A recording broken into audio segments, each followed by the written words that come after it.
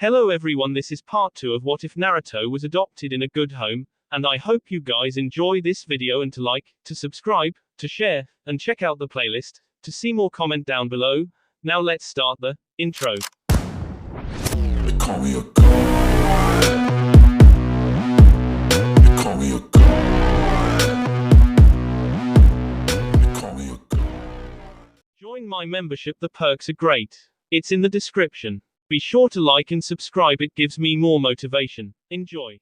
Naruto soaked in his onsen, relaxing and thinking about how his life had changed over the years. It was certainly for the better, that was for sure. He had befriended the Nara and Akamaiki children, and could be around Ino whenever she wasn't obsessing about Sasuke. While that wasn't a lot of the time, it was definitely more time than if he were trying to talk to Sakura. Not that he tried that often. Naruto had asked Sakura out once, and after a particularly violent refusal, Naruto stopped asking. He had enough people that wanted to hit him, he wasn't about to add another one. But Sakura couldn't seem to see that. After Naruto stopped asking, they seemed to get paired up a lot. Sakura thought Naruto was trying to get paired up with her on purpose, and ended up hitting him all the time. Needless to say, Naruto wasn't happy. Naruto had even become friends with the Aburame heir, strange as it may have seemed to others. This wasn't to say that their friendship was entirely normal. It started during lunch one day at the academy. Shikamaru and Chuji were out with the flu, and Naruto didn't want to eat alone. He saw Shino sitting alone, and plopped down next to the Aburame. After a while of Naruto talking, and Shino sitting silent, Iruka called them back in, and Naruto thanked Shino for sitting with him and letting his talk. Shino nodded, and from that day forth, they were sitting together. Naruto talked incessantly, and Shino rarely said a word. Shikamaru and Chuji couldn't really explain it, but the two opposites were close. In truth, Naruto was able to read Shino's moods better than anyone else at the academy after a while, and Shino was able to read Naruto's actual moods rather than the false front he so often put up, something even Ibiki had trouble with at times. After a year or so, Shino finally asked the question that had been plaguing him for some time. He wanted to know why his Kikai bugs didn't like getting near Naruto. After some pestering, Shino looking at Naruto in silence and Naruto knowing that Shino really wanted to know, but wouldn't hold it against him if he never told him, just because he's a good friend, Naruto caved. Shino sat in silence for a moment while Naruto started apologizing and stammering that he understood if Shino never wanted to see him again. Shino stopped him with a simple thank you and let Naruto know that he understood, using the Kikai as his example. Just because there were Kikai in his body, that didn't mean he was a Kikai. After that, Shino didn't mention it anymore, and didn't act any different. Naruto was a better friend for it. Naruto didn't get to see Tenten too often, but he made sure to stop by her family's weapon shop at least every other week. She kept on him to take up more weapons, but he knew he would never take up more than 1 or 2, maybe 3, outside of normal kunai and shuriken. She claimed that if he had more weapons, he'd always be prepared, no matter the situation. He claimed that if he had just a few, and trained against all of hers, he wouldn't need all of the weapons she carried. It was really just an argument carried on between friends for the sake of it. Both knew what they were going to do, and the other wasn't going to be convinced their way was wrong. Tenten was going to work with an absurd amount of weapons, and Naruto was going to do whatever the hell he needed to, damn the odds, and damn what he's supposed to be able to actually pull off. Kiba and Naruto had a friendly rivalry with each other, or at least as friendly as things would ever get between them. They both respected the other's abilities, and if hard-pressed to give an honest answer, they'd say the other was a damn good ninja. By other than that, the two were completely content to glare at each other, insult each other, argue, and occasionally pull a prank together. Hey, pranks take precedence over any argument. Sasuke and Naruto had a not-so-friendly rivalry. It was easy to say that they despised each other. Sasuke was top in the class, and made sure everyone knew it. Brooding, stuck up, had most everything handed to him on a sliver platter, couldn't get over his past, had almost every girl in the village hounding after him for it, and Naruto hated him for it. Sasuke just didn't like anyone. Naruto could sympathize with having a bad past. Naruto could deal with Sasuke's revenge kick, to a point. Sasuke being the top of the class wasn't such a big deal, he was talented.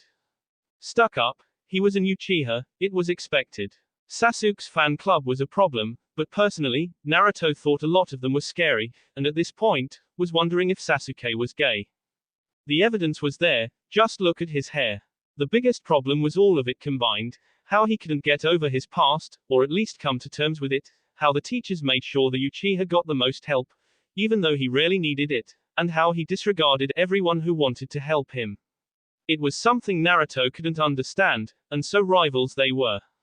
After a good long while of arguing, insults, and psychological warfare, Kyuubi and Naruto were finally able to come to an understanding.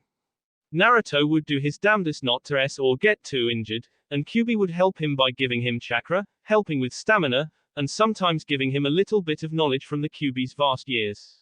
They still bickered like a married couple most of the time though. Ibiki had been a good influence on Naruto. He was a good male role model, one that was there every day, unlike the Hokage. Ibiki helped with Naruto's training and stuff, but with the academy teachers sabotaging Naruto's work, it was hard. Ibiki would have done something, but the academy teachers were sneaky enough to not get caught by Naruto, and without proof, Naruto wouldn't say anything that could get him into trouble like that. No, it would end up worse for him in the long run. When Naruto once claimed that he wanted to be just like his adopted older brother, Ibiki adamantly refused to teach Naruto the art of interrogation as he knew it. Naruto argued, and eventually, they came to an agreement. Ibiki wouldn't teach Naruto the physical aspect. He did end up educating the Jinchuriki on human psychology. Ibiki claimed this was more effective than physical tea when used properly. However, Naruto was still one of the most clueless people in all the shinobi villages when it came to the opposite S. Ibiki also proved to be a horrible cook, only being able to do breakfast reasonably well, and that was still taking chances, so Naruto learned to cook fairly well. Naruto eventually figured out exactly what Ibiki meant by his toys, but still pestered the scarred man about it because he knew it annoyed him. Another person Naruto had gotten close to was Mitarashi Anko. They had argued at first, when they had met at the Hokage Tower. Several arguments and physical altercations later, they came to a topic they could agree on, Orochimaru. Anko wanted to K him for abandoning her, and when Ibiki okayed it, Naruto told her his reasons for wanting to K the snake bastard. As Naruto's story went on, Anko found she hated her old sensei more. It was one thing to bring pain to an individual, but he was the reason for the Kyuubi attack, and that was something that was truly beyond the pale. They kept talking and grew closer. After she was kicked out of her apartment for assaulting the manager, Naruto convinced her to come live with him. She agreed, just until she found her own place again. When she realized Naruto wasn't going to kick her out, she stopped looking for a new apartment. Now they were more like a dysfunctional brother and sister than anything else. The academy was not the best place for Naruto. The part that made sure Naruto always went, other than Ibiki threatening him, was that he could see his friends. Excluding them and Iruka, there weren't many people who wanted him at the academy. The teachers covertly switched tests on him, berated him for things that would have garnered praise from a decent teacher, and actively made fun of him. Granted, it was difficult to keep his interest for some of the more academic pursuits, but if anyone really bothered to look, they would see him as the exceptional shinobi he was becoming. Already he was able to evade all the Chunin squads sent after him, and most of the Anbu squads. If Naruto were anyone else, he would have been lauded as the next great shinobi of the village, counted among those like the Professor, the Sannin, and the Yellow Flash. Instead, they tried everything they could to make sure he would on his first mission out. After speaking with Shikamaru, they decided to do something about it. Shikamaru didn't know why everyone seemed to hate Naruto, but if they wanted to make sure he failed, why not oblige them? Naruto was against the idea at first, but eventually agreed. The two would stay at the bottom of the class as best as possible, and still keep passing grades. Shikamaru was lazy and just didn't want to do the work, and the teachers left Naruto alone more when he was doing poorly than when he was doing his best, so the plan was put into motion. Naruto had trouble going along with it at first, but when Shikamaru pointed out that if people were thinking they were fighting the last, they wouldn't expect to be fighting someone much better than that. Naruto's protest stopped soon after that. Naruto's full strength was something that Shikamaru didn't know. Naruto had broken into the Kazama clan jutsu vault, and started reading. After a few chakra control scrolls, which had Naruto cursing profusely before he mastered them, he came across a scroll for Kage Bunshin no Jutsu. While also on the forbidden scroll of the village, it was originally created by a Kazama. Unfortunately for Naruto, a lot scrolls were locked up with seals that would prevent him from accessing him until he was able to gain a better understanding of seals than he had, or was able to prove he was the proper rank in the village. He was just happy the Kazama weren't known for the organizational skills and Kage Bunshin and a few other upper rank techniques were misfiled. Naruto hadn't really changed much over the years. He had gotten stronger, a little more mature, had become accepted by a few of the clans in the village, but he was still Naruto at heart.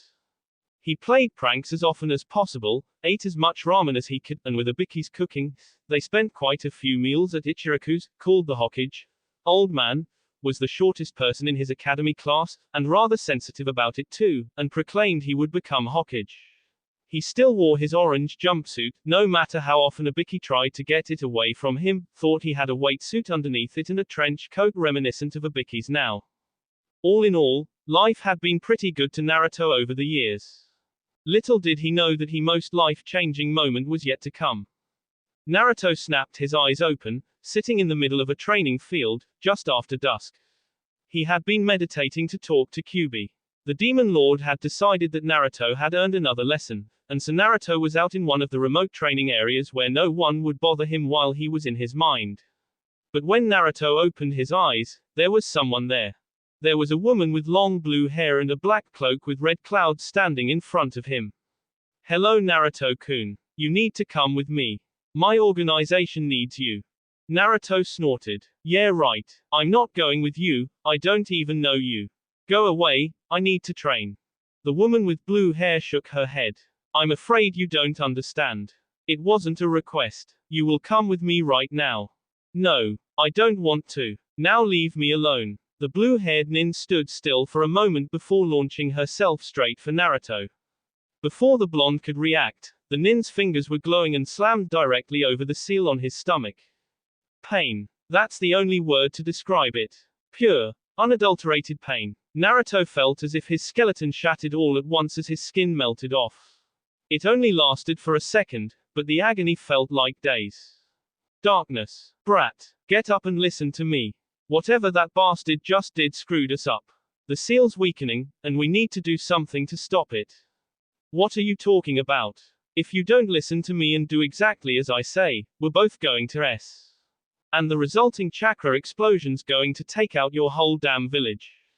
We need to move. You're going to wake up in a minute or two, and you need to write a note to that old man leading your village so we don't have people chasing after us. Whatever that bee did to us sent out a massive chakra wave, and once people stop being scared out of their wits, they'll be investigating what's going on. What I have planned can't have people around us. We're just lucky whatever that girl did to us backfired and killed her so we don't have to worry about that. And to ease your fears, I'm not asking you to release me. Now wake up and move. Sarutobi landed in the clearing, clad in his full battle gear, flanked by 3 Anbu squads. In the center of the clearing, there lay a smoking body and a scroll. The wave of chakra had disappeared as quickly as it came, and Sarutobi wanted to know what the hell happened. Sarutobi advanced first, making sure the body was exactly that, a body, and not a trap. That confirmed, he turned his attention to the scroll. It looked hastily rolled, and was marked with, "Hey old man," in Naruto's even hastier scrawl. Chuckling, Sarutobi checked it for all the traps he could, and finding none, opened it. Old man, I took this scroll off the S guy and I don't have a lot of time, cause if I don't leave soon, I'm gonna S. The blue-haired bastard messed up something with the seal, and Kyuubi says that he has a plan to fix it. It's not to release him, cause that would kill us both or something. But if I don't leave, we'll both S, and we might end up destroying the whole village. So, I'm going somewhere else to do what needs to be done to protect everyone, and you shouldn't send anyone after me. And you can't send any hunter nin after me, since I'm not a ninja yet. Ha, I'll be back for my genin exam. Bye. Naruto. P.S. If it helps, the girl said her organization needed me for something. Hokage-sama, what are our orders? Sarutobi sighed. Collect any evidence you can that tells us what happened here. Bring the body back to the tower, we'll have our experts look at it. Yes, Hokage-sama. Sarutobi steeled himself as he called in the two people he knew would take the previous night's events the hardest. Ibiki and Anko walked in, their faces flickering between irritation, anger, and worry. Is this about my Ototo? He didn't come back last night from where he was training. If those damn villagers did anything to him, I'll K them, Anko ranted. No, I won't K them. I'll take them, and put them in the forest of death for a few weeks, and then I'll K them. Maybe I'll. Sarutobi held up a hand. Anko-chan, this does have to do with Naruto-kun, but as far as I know, the villagers had nothing to do with it. Last night, Naruto-kun was attacked by an unknown nin. Apparently, this person did something that corrupted the fourth seal. This resulted in the chakra wave that we all felt last night. Naruto-kun left so he could attempt to fix the seal. He left a scroll explaining what was happening. Before Sarutobi could continue, and before Anko could get any angrier, they felt a chakra explosion from the north. Unlike a normal chakra explosion, that exploded and faded away, this one kept building in strength. It was easily recognized as the Kyuubi's chakra, everyone who was alive for the attack remembered it well. It grew to the point where even the most experienced and hardened of shinobi were staggering and shaking under its weight. And as it came to the point where people thought they were going to S from the sheer force, it disappeared. It didn't fade from existence, it simply wasn't there anymore. Anbu were in the Hokage's office immediately, waiting for orders. Anko knew better than to interrupt. Sarutobi was in his command mode. I will be going with you to investigate what just happened. 3 units will be going with me, as well as Anko and Ibiki. We leave in 15 minutes. Go. Sarutobi, Anko, and Ibiki weren't at all reassured when all they found at the epicenter of the chakra explosion was scorched earth and a few tracks leading away before disappearing completely. Sarutobi walked into his office early in the morning, as was his custom. As he entered, he stopped short and a kunai found its way to his hand. And for good reason. There was a rather large fox with a bag around its end sitting on his desk. Please do not attack me, Hokage-sama, the fox requested in a pleasant tone. I bring word from Naruto-sama. The fox then poked his nose around the bag that was thrown over his N. A moment later, he pulled out a scroll and placed it on the desk. Naruto-sama wishes for you to know that he plans to write in another month or so. The fox bowed his head and disappeared in a puff of smoke. Hey old man. I know you're probably pretty angry with me for taking off like I did, but it needed to be done, and it's worked out in the end. I'm fine for now, and I'm training my butt off to make sure I pass the Genin exam in a couple of months. I'm not going to tell you what happened a month and a half ago, because you probably won't believe me, and if this gets intercepted, and I don't think it will, I don't want it read by the wrong person. Just know that I'm fine and will be back in a few months. I just need to make sure I have a few things under control before I come back, because I don't want anybody freaking out. And you should probably tell Tenten, Shikamaru, and Chuji about my fuzzy little secret. I don't know how well I'll be able to hide it from them, and they deserve to know anyway. You should probably let Ino know too. She may be loud and obnoxious, but she is there for you when you need it. Just make sure she knows how important it is for her not to tell anyone, because otherwise it'll be all over the village. Not like most of the villagers don't know anyway. And get Shino to help you tell them. He found out a while ago, and it'll probably be good for them to hear someone their age knows and doesn't care. Tell Anko Ne-chan and Ibiki Aniki that I'm doing good and that they shouldn't worry. I know they are, but they don't have to, so they shouldn't. Make sure you don't run my village into the ground while I'm gone. Naruto, the future Hokage and greatest shinobi ever. Sarutobi read the scroll several times before setting it down on his desk, leaning back in his chair, taking a long draw on his pipe, and sighing deeply. Naruto-kun, what are we ever going to do with you? You make my day when I hear from you, and make it so much harder at the same time. Sarutobi thought the meeting with Naruto's friends went better than expected. Shikamaru had already had suspicions, and Chuji didn't much care. Naruto was Naruto, in his book. Unless something happened to change that, he wasn't about to stop hanging out with him. Tenten thought about it for a while, and while she wasn't completely okay with the thought, especially since someone she trusted had kept something like that from her for so long, she wasn't going to discriminate against him. Naruto hadn't done anything to misplace her trust, other than run off and not tell her about the Kyuubi, but she could beat him up for that later. Ino was the worst though. She freaked out when she heard, and it took nearly 5 minutes to get her calmed down. Shino was a big help, as Naruto predicted. He picked up a glass of water, and asked Ino if the glass was water, or just the container. After getting over the initial shock of hearing Shino actually speak more than 3 words, and a little more reasoning, Ino was fairly well convinced that Naruto wasn't about to go on a rampage through the village. However, after this, he told them all some of what Naruto had had to endure over the years, and they were less than happy about the stories they heard. Ino and Tenten were by far the most outraged. Chuji was wearing an expression they had only seen when someone insulted his weight, and even Shikamaru had abandoned his lazy expression for one of annoyance and determination. He would have been outraged as well, but that would have been too troublesome. Shino once again proved his worth for being there by telling them all that it would do no good to get upset. The villagers weren't going to change their minds just because a bunch of children, this earned death glares from both Kunoichi, but Shino didn't seem to notice, got upset with them. It would be better if they did their best to make sure Naruto was seen in the best light possible, and to help him achieve his dream. When Ino scoffed at Naruto becoming Hokage, Shino fixed her with a glare. He said that Naruto had the sheer determination necessary to become the leader of the village, and obviously loved the village, proved by the fact that he hadn't gone nuts and tried to kill everyone yet. If there was anyone worth being Hokage, Naruto was it. Everyone had their own reasons for becoming ninjas, but Naruto's was the one that a Hokage needed, to protect those that couldn't protect themselves.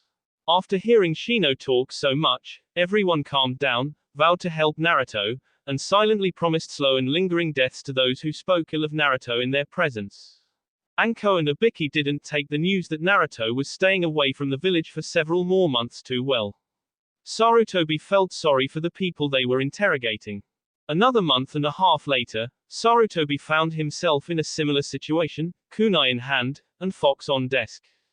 Are you going to threaten me with a kunai every time I deliver a message, Hokage-sama? The fox asked in the same pleasant and respectful tone, and giving Sarutobi the impression that the fox was grinning just like Naruto. I once more bring you news from Naruto-sama. After rummaging around in his bag for a moment, the messenger fox placed a scroll on the desk, gave a respectful bow of its head, and disappeared in a puff of smoke. Sarutobi sighed and made his way over to his desk, wondering what kind of headache Naruto was going to give him this time. He loved the blonde, but he really could be trouble sometimes. Hey old man. Figured I'd write and tell you what I've been up to out here. Training has been taking up most of my time, and I keep moving around, seeing if I can help out with things to earn some money so I don't end up going hungry. I've gotten really good at some of the stuff. Some of the places have even enlisted my help with breaking up bandit camps. And I've just met up with these 2 really strong nins who I've convinced to train me for a while. I'm still going to be back to Konoha for the Genin exam, but I'm not going to pass up this chance to learn a bunch of new jutsu. I'm having a lot of fun, so you really don't need to worry. Tell everyone who still wants to be around me that I miss them and I'll be back in a couple months. Naruto, future Hokage. Sarutobi sent for Naruto's friends and family, upset that Naruto had such little faith in his friends that he believed they would abandon him, glad that Naruto hadn't given him anything to worry about in this message, and only slightly concerned about the 2 nins Naruto mentioned training him. After all, Sarutobi trusted Naruto's judgment, and if Naruto trusted them, he would have to as well. It wasn't as if he had any hints on the Naruto's location. 2 months later, and Sarutobi was actually able to control himself from bringing a kunai to his hand when he saw the messenger fox sitting on his desk. Once again, the fox gave him a scroll and left before Sarutobi had a chance to ask the fox how it managed to get inside the tower. Hey old man. I've had to split up with the people I was training with, so I'll be heading back to Konoha now. I'm a lot stronger and you won't believe some of the stuff I've learned. Anyway, I should be back in the village in 3 weeks or so, and that leaves plenty of time before my exam in case I get held up with something. See you then, and Kami help you if you've messed up anything in my village for when I take over. Naruto, future Hokage. I don't know what he's talking about with plenty of time. He's only allowing a week grace period. It will be good to have the blonde bundle of energy back in the village again though. A month later, and Sarutobi was wondering where Naruto was. He said 3 weeks, and had claimed he would be back in time for the exam, but it was the day the academy class supposed to test, and so far, there had been no sign of Naruto. Sarutobi exited his house and sweat dropped. Naruto was back. The Hokage monument was painted, fairly well, with various designs, swirls, and mocking signs. The Shodai and Nadime's faces were the most lurid faces, covered in the most designs. The paint job done to his face made him look a lot younger, and it also made him look like pervert, with dual nosebleeds and proclamations of Ero Gigi and H. The Yondime's face was actually fairly respectful, though the overall paint job made it look like the fourth was a woman. Seeing the sight after 6 months of no Uzumaki-style pranks, Sarutobi laughed out loud. I just wonder if he can still outrun the Anbu patrols like he used to be able to, the Hokage muttered as he started off towards his office. Sarutobi walked up to his office, and was greeted by a sight he honestly hadn't expected. Naruto was standing there without any Anbu patrols guarding him, meaning he hadn't been caught by them, but was instead flanked by a silver fox, a pig wearing a red vest and pearl lace, Tsunade, and Shizune. Well, Naruto-kun, you do know how to announce your return. It's good to see you haven't lost your touch. Tsunade, Shizune-chan, welcome back to Konoha. Why don't we go inside to catch up? Sarutobi didn't wait for their responses, just walked into his office, knowing they would follow. As they sat down, Sarutobi pulled 6 seal-covered slips of paper, channeled chakra into them, and one flew to each of the walls, the ceiling, and the floor.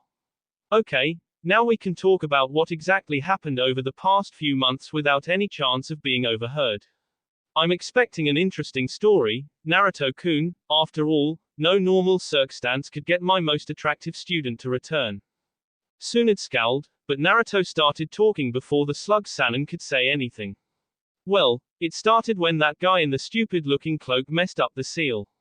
I still don't know what he wanted, but Fuzzy thinks it has something to do with him. Anyway, I had to do a ritual with Fuzzy that would keep us from and it's a good thing that I got so far away from Konoha before I did it, cause it took out everything for a kilometer around. Sarutobi nodded. Yes, I know. A team headed by myself was dispatched to see just what caused the explosion of chakra that we felt here. Would you mind telling me just what the effects of this ritual were? Well, you may not like it, but I promise I have everything under control. Remember that I have everything under control. Naruto took a deep breath and continued. The seal had been weakened where it wouldn't hold Fuzzy, and if it broke, we'd both So what we had to do was get close enough together for the seal to bind Fuzzy properly again. What that means is that we're basically bonded together now. We're separate, but the same at the same time, if that makes any sense. And there's no real way to separate us. Even some of the methods QB thought of that would allow him to live and just Kami won't work. They'd end up killing us both. Who am I talking to right now, Naruto or QB? Asked Sarutobi, covertly G-sping a kunai under the desk. Naruto frowned. Now that's just rude old man, it's Naruto. Fuzzy doesn't get any time outside unless I summon him. And even if Fuzzy were here, he wouldn't be trying to destroy Konoha like you think. He says that only humans keep grudges for that long. Demons get mad, fight, and get over it. Humans are a lot more foolish. You say that as if you aren't human anymore, Sarutobi said tightly. Well, that was another one of the things that happened because of the ritual. Don't freak out, please. Bar-chan did, and she hits really hard. As if a demonstration, Tsunade smacked Naruto in the back of the head. I've told you not to call me that, brat. As Naruto picked himself up off the floor, he sent a glare at Tsunade, but contained himself and didn't yell at her like he wanted. Instead, he placed his hands in a seal and pleaded with Sarutobi once more, don't freak out. Release. As the large puff of smoke cleared, Sarutobi's grip on his kunai tightened, but he didn't throw it, just because he trusted Naruto, and if Tsunade had seen it and wasn't trying to keep Naruto from doing it, things couldn't be too bad. Where Naruto had been standing, there now stood a person that was Naruto's height and build, and held many similarities to Naruto, but wasn't quite Naruto. The new Naruto had Naruto's blonde hair, but there were also several silver streaks running through the hair. 2 silver fox ears twitched atop Naruto's head, The very tips a familiar blonde color. Blue eyes veined with silver-held pupils, and familiar whisker marks were much longer and deeper, reaching the very edges of Naruto's face. Elongated canines poked at his lips, and claws were the only way to describe Naruto's fingers. But the biggest surprise was what was behind him. 3 swaying, flowing tails, silver and tipped with orange-tinted blonde, grew from the base of Naruto's back. Naruto held up 2 clawed hands in a defensive gesture. Hold on there, it's still me. Actually, it's more me than before. This is what I really look like now. I was using a demonic illusion, one you can only see through if you have some demonic chakra going through your coils. Course keeping it up all the time is kind of tiring, but when I take it down, I'm a lot stronger cause I'm not suppressing the Yuki or my Hanyu chakra anymore. When the ritual bonded Fuzzy and me, it flooded my chakra system with demon chakra. Because the seal had already adapted my body to accepting and using Yuki, I didn't. Instead, I became this, a Hanyu, a half-demon fox. And like I said, I'm a lot stronger in this form because I don't have to worry about keeping up the illusion all the time. But don't worry, I'm in complete control. Like I said, Fuzzy doesn't have any time outside unless I summon him. And how would you summon him? Well, I suppose like any other summon. I am the holder of the Kitsune contract after all, and Fuzzy is the boss Kitsune. Of course, since Fuzzy is also a demon lord and not just a summon boss, he keeps some of his old tricks. And part of the deal I have with him is that I let him out to have a night on the town every once in a while. Sarutobi couldn't control his confusion as it blossomed on his face. Just how can a gigantic 9-tailed fox demon have a night on the town? Wouldn't people run screaming? Naruto rolled his eyes. Well yeah, but he doesn't go to town as a giant fox. I told you he kept some of his old tricks, and being able to change his size and assume human shape is just 2 of them. Really old man, you need to think sometimes. Tsunade laughed, but Shizune looked upset that Naruto would speak to the leader of the village in such a way. You know, even if the brat didn't get me to come back, I would have come back just to see him talk to you like that. Priceless. Sarutobi looked annoyed, but directed the conversation where he wanted. And just how did Naruto convince you to come back?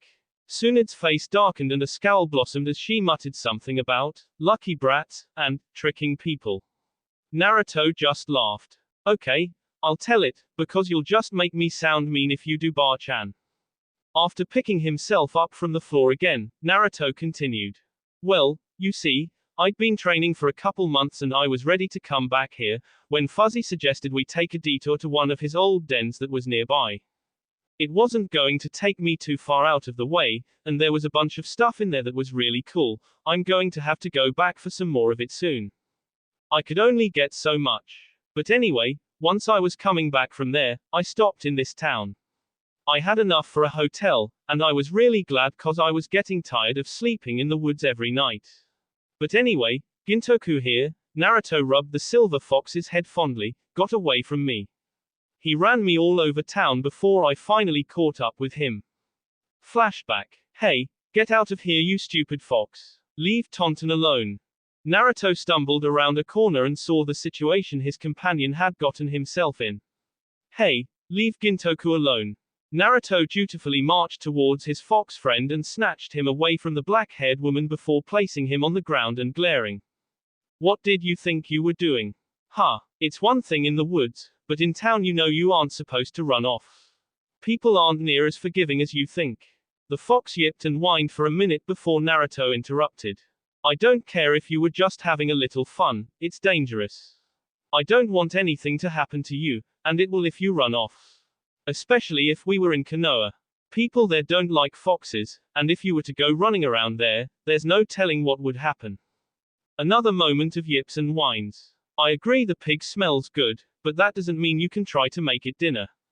Tonton looked alarmed and squealed. The pig is obviously someone's pet. How would you like it if someone tried to eat you, huh? You wouldn't like it, would you? And besides, you had a rabbit not 2 hours ago. I spoil you rotten, I swear I do. Naruto turned to face the 2 women that were watching his strange conversation. I'm sorry about that. He got away from me. I would have caught him sooner if I hadn't just upped my weights.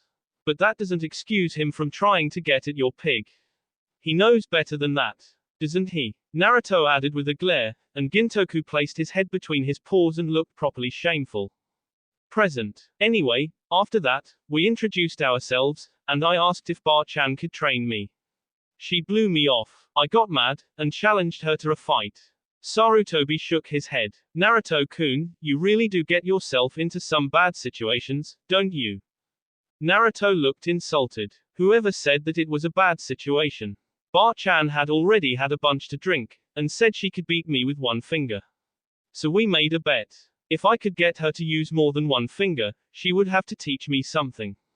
Flashback. Tsunade and Naruto stood on either end of a street, Shizune looking on, worried. Tsunade taunted Naruto, and Naruto charged her. Not his smartest idea ever. Tsunade parried his punches with one finger, and flicked him in forehead, sending careening down the street, sing into a wall. Tsunade brushed her hands off and gave a self-satisfied smirk to Shizune. Then Naruto crawled out of the dust and loose stones, cursing. Looks like I'm going to have to take this serious. Count yourself lucky, Bar-chan. Tsunade growled at the new nickname as Naruto charged again. Just as she was about to flick him into oblivion, he puffed into smoke, leaving a rock with an explosive note in his place. The maiden in her hands up to cover her face just in time. As Tsunade was recovering from the explosion, Naruto shot in with a punch, and landed it right in the gut. As a reflex, Tsunade batted her opponent away with a smack. As Naruto rose from his position against the wall this time, he was laughing and holding the new lump on his head as he stemmed the flow of blood from his lip. Ha ha, I win. What are you talking about, win? You're going to be S by the time I get done with you, brat. Tsunade ranted, sobering up, wanting to hurt the other blonde.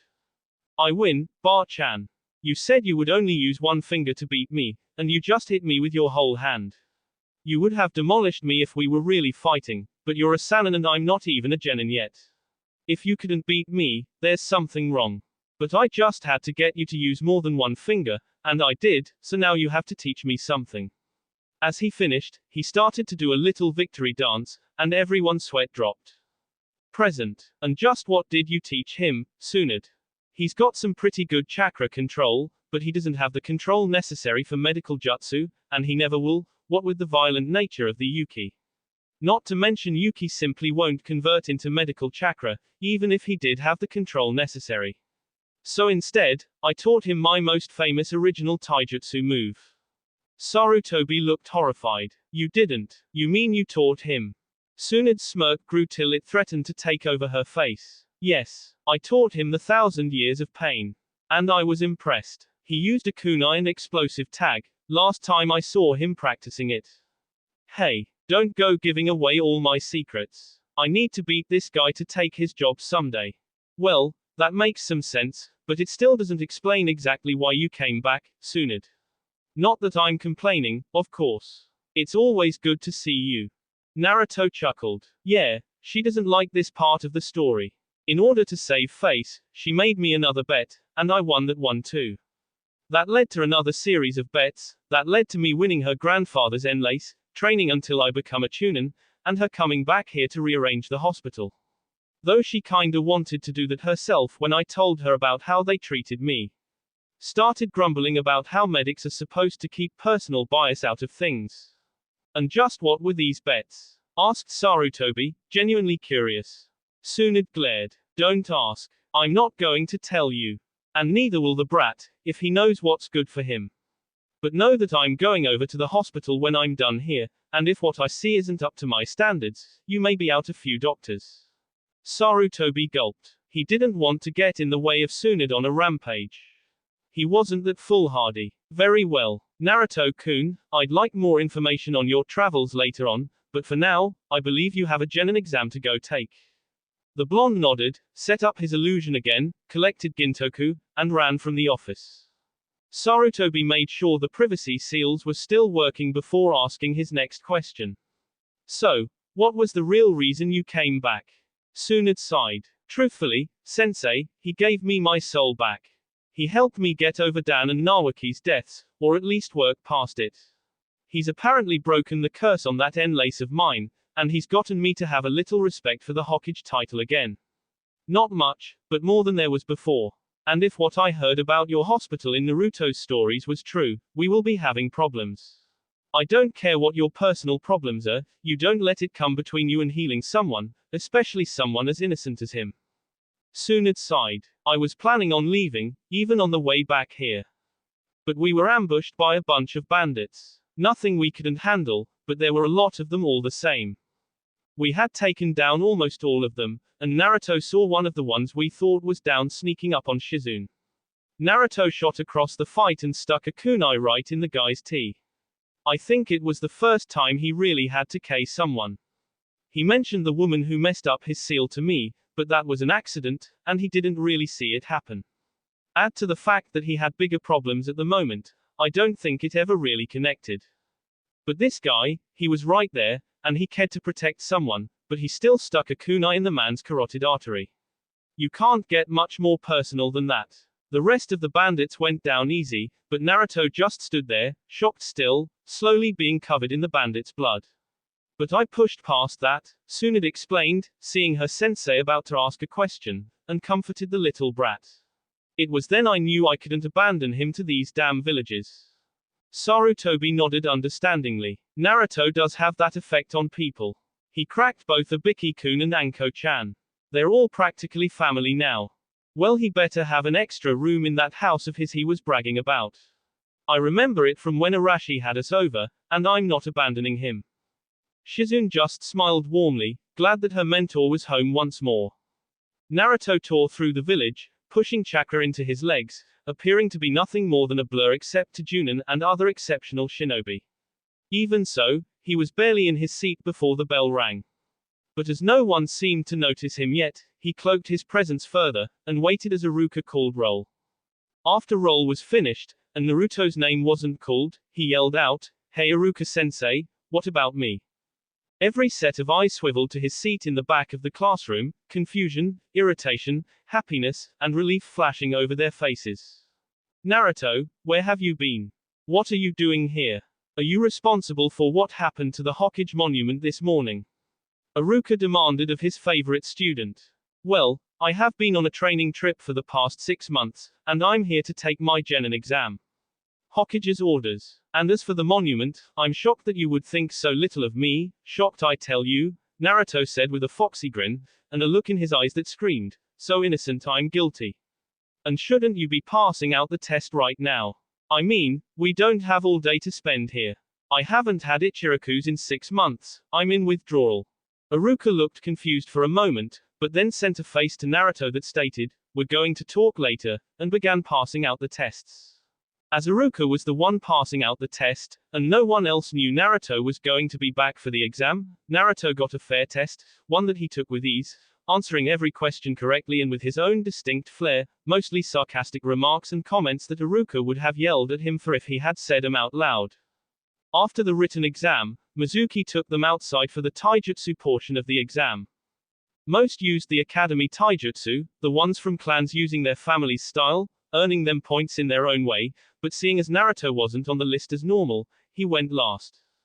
The test required him to land a blow on Mizuki, or fight well enough to prove they deserved a pass. Mizuki had been waiting for this portion, because he could beat on the demon brat without anyone being able to complain about it. However, it was not meant to be. As soon as Mizuki motioned for Naruto to start, the blonde shot forward with a punch to the gut that caught his sensei completely off guard and knocked him out of the ring and into a wall, bruising several ribs. Later that night, this would slow Mizuki down and allow for his capture by an Anbu squad, turning him directly over to Ibiki. Weapons took a similar turn, with Naruto being just edged out by Sasuke. Afterwards, the class went back inside for the final phase, Genjutsu and Ninjutsu testing. Okay Naruto, we will now be testing you on Genjutsu and Ninjutsu. Please perform Henge, Kawarimi create 4 usable Bunshin, and dispel the Genjutsu when you feel it take effect.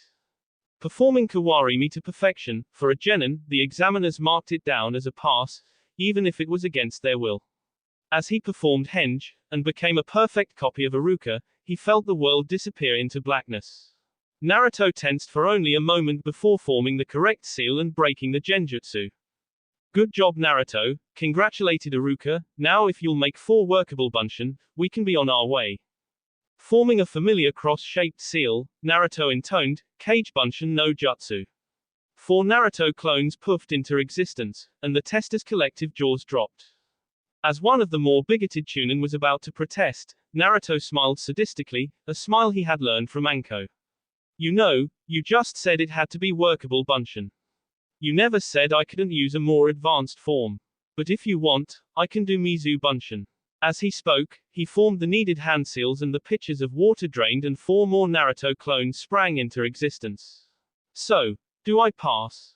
Iruka found his voice first. Yes, Naruto, you definitely pass. Here you go. He tossed a high-tie 8 to Naruto and smiled broadly. As Naruto ran from the room, he was faced with Ibiki, Anko, Tenten, Shikamaru, Chuji, Ino, and Shino, all who looked like they were struggling with the decision over whether to hug him or hit him. Hey, Naruto scratched the back of his head and held up his new high-tie 8.